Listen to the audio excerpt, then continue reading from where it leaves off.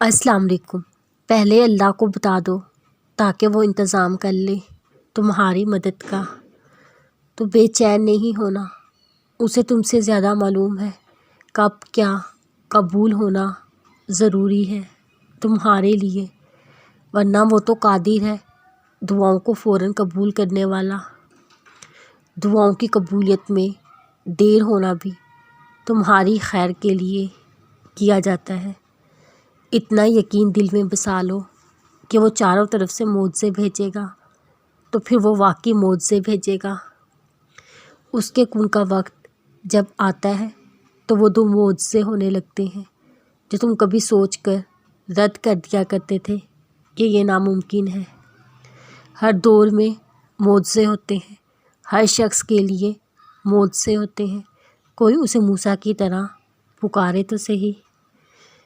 معجزوں کی قدر کرنے والوں کے لیے معجزوں کی مقدار بڑھ جاتی ہے۔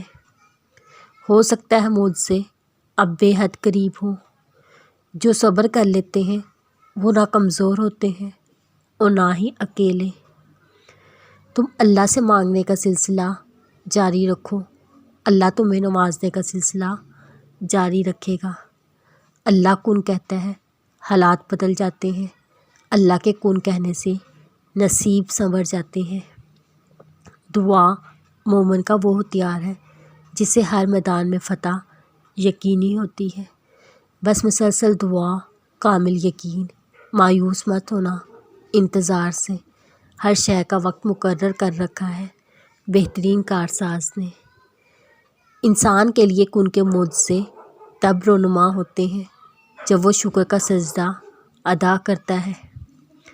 دعا کی توفیق میں ہی چھپا دراصل قبولیت کا راز ہے۔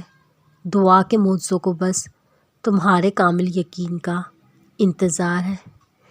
اس قدر جلد مایوس مت ہو اللہ کی رحمت سے، اس دیری میں دراصل بہتری کا راز پوشیدہ ہے۔